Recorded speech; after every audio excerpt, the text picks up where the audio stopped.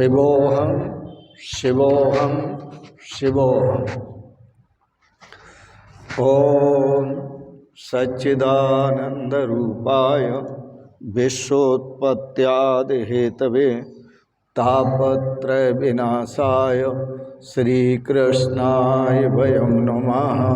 श्रीकृष्णाय वयं नमः।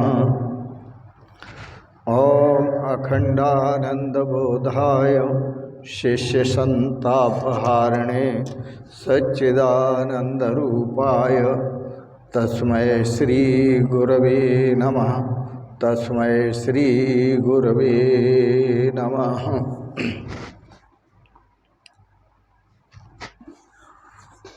पूर्व प्रसंग में आप धर्माचरण की बात श्रवण कर रहे थे। श्रीमद् भागवत यह परम पावन भगवान का विग्रह स्वरूप है।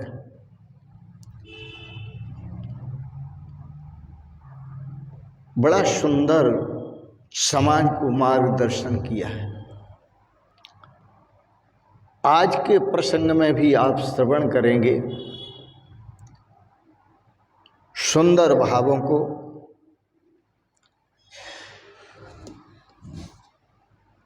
अर्थ का यदि सही ढंग से उपयोग न किया जाए तो अनर्थ का कारण बन जाता है। इसलिए अर्थ को धर्मानुकूल रखो, धर्म के अनुसार अर्थ का उपयोग करो। जो अर्थ धर्मानुकूल नहीं होता, जो अर्थ धर्मानुकूल नहीं होता, धर्म के अनुसार नहीं होता, वह अनर्थ का कारण बन जाता है। हमारे देश को जितनी संपत्ति की जरूरत है उससे कहीं अधिक सुंदर संस्कारों की जरूरत है, अच्छे संस्कारों की जरूरत है। इसलिए आप अपने जीवन में धर्म को पहला स्थान दो।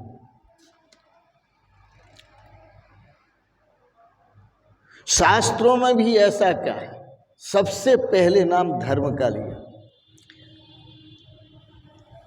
धर्मार्थ काम मोक्षाख्येषु मोक्ष एव परम पुरुषार्थः। ये चार पुरुषार्थ बताए हैं।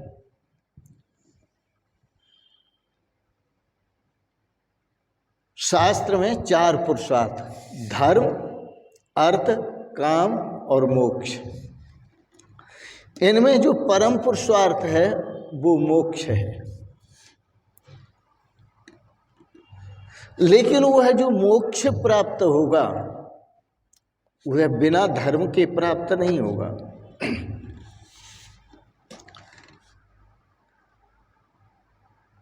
जीवन में काम सुख और अर्थ सुख, काम सुख और अर्थ सुख जब गौण बनता है तो जीवन में दिव्यता आती है। क्योंकि भोग सुख, काम सुख और अर्थ सुख, इनकी जब प्रधानता नहीं होती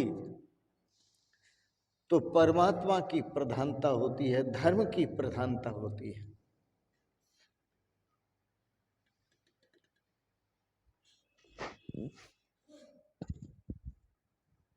विचार करने पर पता चलता है कि धर्म की जो गति है बड़ी सूक्ष्म है।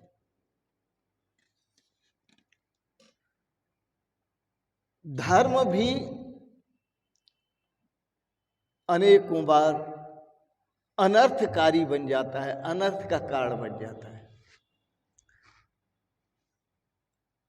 धर्म अनर्थ का कारण कब बन जाता है? जब उसका आचरण सद्भावना से न किया जाए,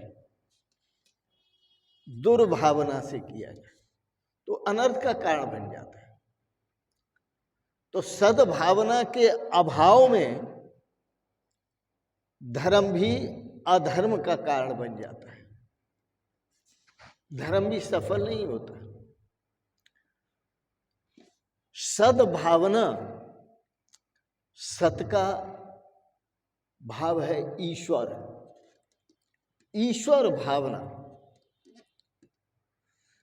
जो धर्म ईश्वर भावना रखकर किया जाता है, जिसके प्रति हम सहानुभूति बरतते हैं, उसमें हम जब ईश्वर का दर्शन करके फिर सहानुभूति बरतते हैं तो सफल होता है धर्म। तो सत का अर्थ है ईश्वर,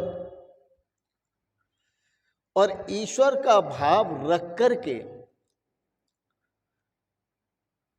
जब हम सद्भावना रखकर, ईश्वर का भाव रख करके उसी धर्म को करते हैं तो वह धर्म किया गया पूर्ण सफल होता है।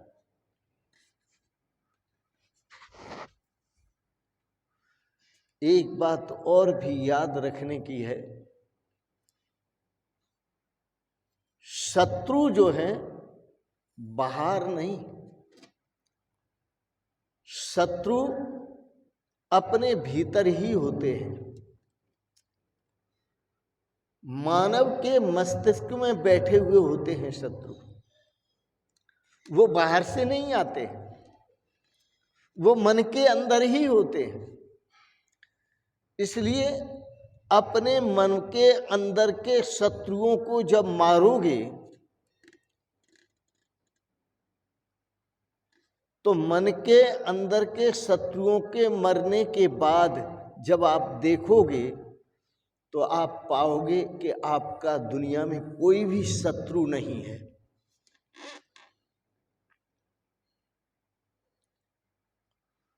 जब तक मन के शत्रुओं को नहीं मारते तब तक आपको तो आपके शत्रु भी दिखाई देंगे। मन में बैठे हुए शत्रु काम, क्रोध, लोभ, मोह, अहंकार, ईर्ष्या, द्वेष, मद, मत्सर, ये बाहर शत्रु खड़ा कर लेते हैं, बाहर शत्रु पैदा कर लेते हैं। इसलिए अपने मन को पवित्र बनाओ, मन के शत्रुओं को पहले मारो। और किस तरह मारोगे? सद्भावना से। सद्भावना कैसे बनाओगे? भगवान श्री कृष्ण ने कहा गीता में, सर्व क्षेत्रेषु क्षेत्रज्ञो अहम। हे अर्जुन, जितने भी शरीर रूपी क्षेत्र हैं, जितने भी शरीर रूपी क्षेत्र हैं, उन सभी में जो क्षेत्रज्ञ है वो मैं हूं।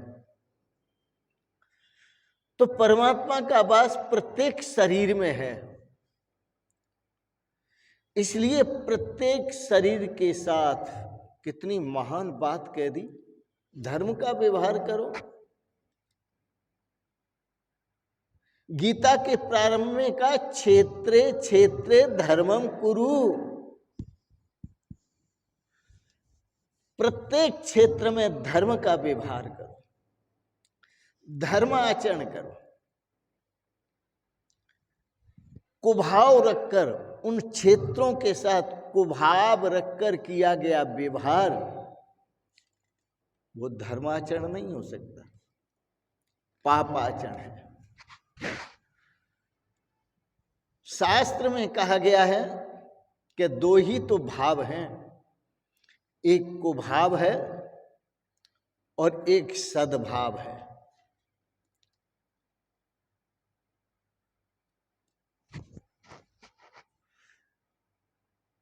शास्त्र की मर्यादा में कहा जीव के प्रति, चेतन के प्रति तो सद्भाव रखो ही, लेकिन जड़ के प्रति भी सद्भाव रखो। गोस्वामी तुलसीदास जी ने कहा जड़ चेतन जग जीव जत सकल राममय जान। जो जड़ है और जो चेतन है, जितने भी जड़ चेतन, जड़ शरीर हैं और चेतन जीव हैं, सकल राममय जान, वो सभी प्रभु का स्वरूप है, राम जी का स्वरूप है। इसलिए सुहृद सर्वजीवा नाम, सभी जीवों के प्रति सुहृद भाव रखो। सुहृद सर्वभूतानाम, सभी जड़ पदार्थों के प्रति भी सद्भाव रखो। जीव का चेतन को, भूत का जड़ को। तो जो जड़ शरीर हैं उनके प्रति भी सद्भाव रखो।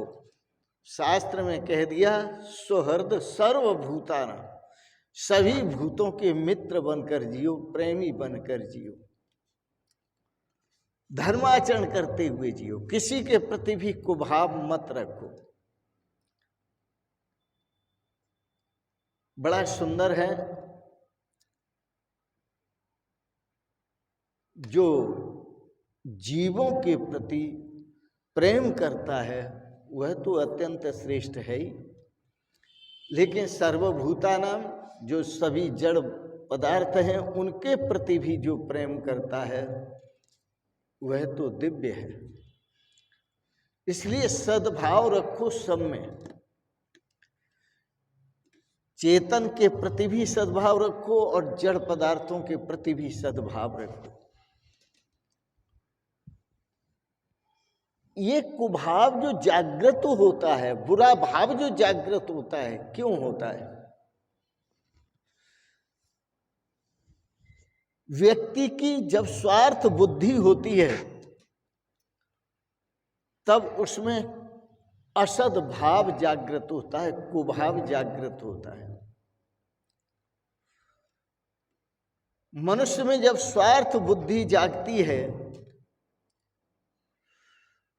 तो वह मनुष्य दूसरे का विनाश करने में तत्पर हो जाता है, संलग्न हो जाता है। जब कुभाव जागृत होता है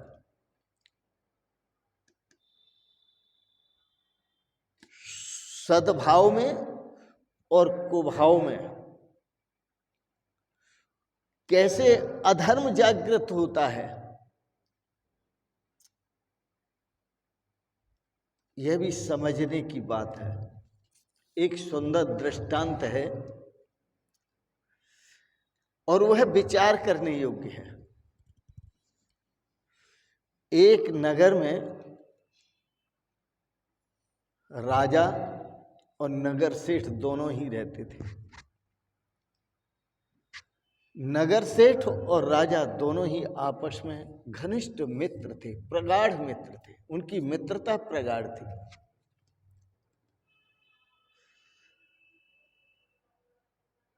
हमेशा एक दूसरे की खैरियत भी पूछते रहते थे, एक दूसरे के प्रति अत्यंत प्रेम रखते थे, प्रगाढ़ प्रेम रखते थे।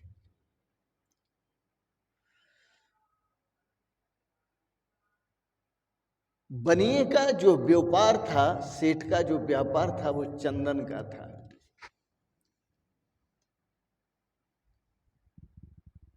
और वह चंदन का व्यापार धीरे धीरे ठप होता जा रहा था। बनिए के पास चंदन की लकड़ी बहुत थी, उसमें घुन लग रहा था। मुनीम ने कहा, सेठ जी इसका तो कोई उपाय होना चाहिए, हमारा चंदन बिके और जब चंदन बिकेगा तभी व्यापार चलेगा, यदि चंदन नहीं बिका तो व्यापार ठप हो जाएगा। सेठ जी ने कहा ठीक है। रोज की तरह सत्संग में गए, सेठ जी ने भी सत्संग सुना, राजा साहब ने भी सत्संग सुना और दोनों लौटने लगे। राजा अपने राज्य में चले गए, राज शासन पर बैठते हैं। सेठ जी अपने घर चले गए।